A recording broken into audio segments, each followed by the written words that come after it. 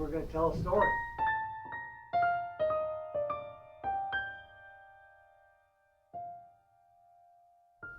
Shea the Runaway was a dog that lived for 2 years on the streets. Every day of her life was a struggle to survive.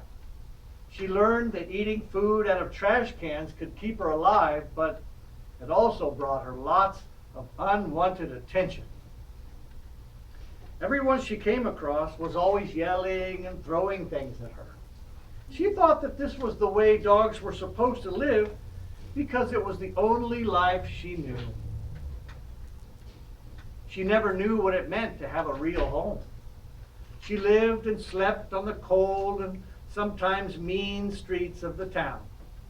She was always on the run and moving from place to place. She never slept in the same spot 2 nights in a row. The nights were cold and the people she met were mostly unfriendly. She believed that this is how her life would always be. One day, one of her favorite places to beg for food was water at the local fire station. The firemen were always happy to give Shea food because they could see that she was very hungry and that she looked helpless and alone. "That poor girl is homeless," said one fireman. "She has a very kind-looking face, but nobody has taken care of her. Look how skinny and dirty she is. This poor dog needs my help." So, on that particular day, that kind-hearted fireman gave her a ride in his fire truck all the way to the closest city. Woo! There you go. The fire truck stopped at the Humane Society and Shea was taken inside and given a bath. It was the first bath of her life, so she struggled and tried to get away, but when she realized that the people scrubbing her weren't hurting her and that she was smelling a whole lot better, well, she started to enjoy it. Joe was a nice middle-aged man who lived alone. He worked all day at the library, and when he came home, he enjoyed watching television to help him unwind. After a long week, he was settling in for a quiet weekend when a commercial came on TV advertising that the local shelter had lots of great pets to adopt. They mentioned how owning a pet can help prevent loneliness and add years to a person's life, not to mention adding years to the pet's life as well. Well, Joe thought to himself, well, I want to live longer and perhaps I am a bit lonely. Why not at least go down to the shelter and look around? I don't have to adopt a pet if I don't want to. I'll just go and browse around. So, bright and early Saturday morning, Joe drove his car to the shelter and began looking at all the dogs. There were so many different sizes and types of dogs to choose from, but none really jumped out at him as the perfect companion. Joe figured it was meant to be, and so he began to walk towards the exit. Just as he was about to leave the shelter, he heard a rather distinctive bark. It was more like a woof than an actual bark. He looked over his shoulder in the direction of that woof, and there, sitting in a cage all by herself, was Shea. He walked over to her cage and looked into her eyes. "You have a good-looking face. You seem nice enough, and you're about the right size," Joe said. He then asked Shea, "Are you a good dog?" Shea woofed and wagged her big bushy tail at Joe. Joe's heart skipped a beat. Joe knelt down right in front of Shea to get a better look at her. Joe smiled at Shea, and Shea smiled back at Joe.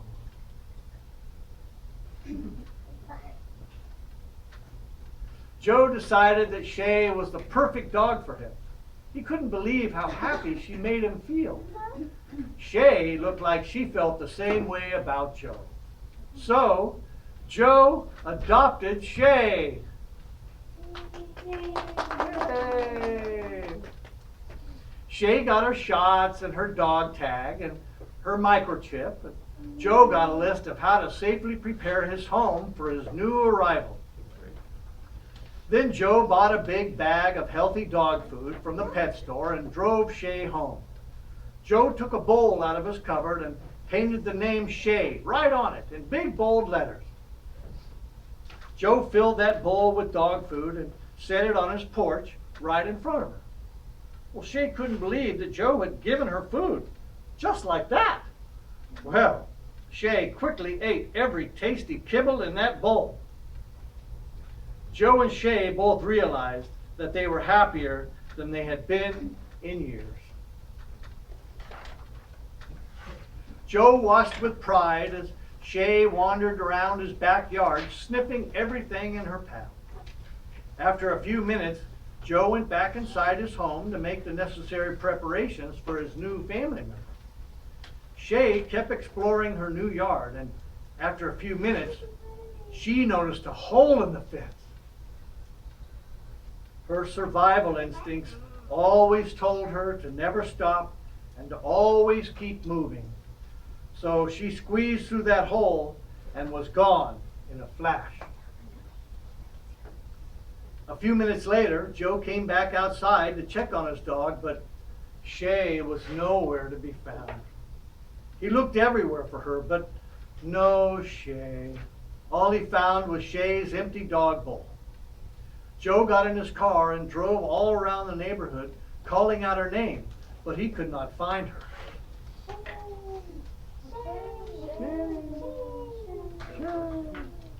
His heart sank at the thought of losing his new best friend. He wondered if he would ever see Shea again. After hours of driving the neighborhood, Joe came back home feeling very sad and worried about losing his new dog. As he entered his home, his phone was ringing, and to his surprise and joy, it was an officer from the Humane Society. He told Joe that he had caught Shea running in an alley. Joe said Shea must have escaped through a hole in his fence. The man told Joe he could come and get Shea anytime after Joe fixed all the holes in his fence. He also told Joe that some dogs who have lived on the streets for a long time tend to go back to that life because it's the only life they know. He said that some wild dogs just can't live the simple life in a home, and that perhaps Shea can never be tamed. Joe went out in his backyard and walked all along his fence line until he discovered where Shea had escaped. He felt so guilty. He blamed himself for not preparing his yard properly for his new guest. For the next few hours, Joe did what he could do to fix all the holes in his fence. He checked and rechecked all the places along his fence where Shea might escape because he loved Shea and he couldn't bear the thought of her wandering somewhere out in the world all alone without him. Joe felt his yard was finally ready, so he drove back to the Humane Society and picked up his dog. Joe was so happy. Shea looked happy too. Joe brought Shea home, and again, the two of them walked all around the yard. Shea didn't seem like she was looking to find a way to get out. After they had their walk, they both sat together in Joe's backyard, enjoying each other's company. Joe sat on his backyard lounge chair, petting Shea the rest of the day. Joe seemed very confident that Shea could not get through his fence. So the next morning he went to work without any worries. Shea found herself alone again in the yard. Once again, Shea's survival instinct told her to keep moving and to run away. Within a few minutes, Shea found a bit of soft dirt under a part of the fence. With the determination of a trapped animal, Shea dug and dug until she was free. She squeezed under the fence and ran away, without a care in the world.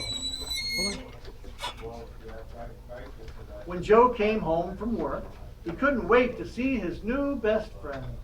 He went straight to the backyard and called for her, but Shea didn't come. Joe walked around his yard to find Shea, but what he found instead was a hole under his fence. He immediately called the Humane Society, but they told him that she wasn't there. They reminded Joe about what he needed to do to make sure that Shea couldn't get out. Joe told them that he had fixed all the holes in his fence, but that she had dug under the fence. Well, they were disappointed and saddened by his loss. They told him that perhaps he was incapable of taking care of a runaway dog like Shea. What's that one, Daddy? What's that one? Well, after running for hours, Shea stopped under a tree to rest. She thought that it felt good to be back in the wild, living on her own again and being the master of her own destiny. Then suddenly a strange feeling came over her. She began thinking about what had happened to her over the last few days. She thought about the man who gave her his home, who fed her, how she had enjoyed sitting next to him as he petted her. Then she remembered sleeping in the alleys filled with trash, of the garbage cans that would be providing all of her next and future meals. Her survival instinct told her what to do next. She turned around and started to run, putting all of her canine senses into high gear. She began to see landmarks and familiar streets and smelled familiar things, so she began to run even faster. Finally, she came upon a neighborhood that looked right. It took her a few moments to get her bearings, but she found that familiar fence and slipped back through the same hole that she had escaped from.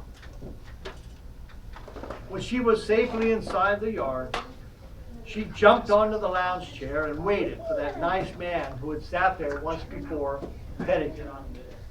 She never felt happier in all of her life.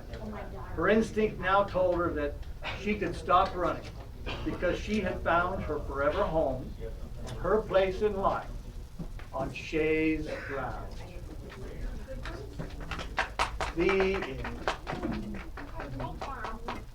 You like that one, huh? Yeah, well, good. Well, thank you. Thank you all for coming here today. I really appreciate it. Any questions from anyone?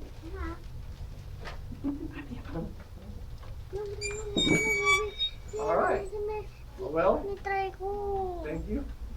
I appreciate it very much. It's always a pleasure. All right.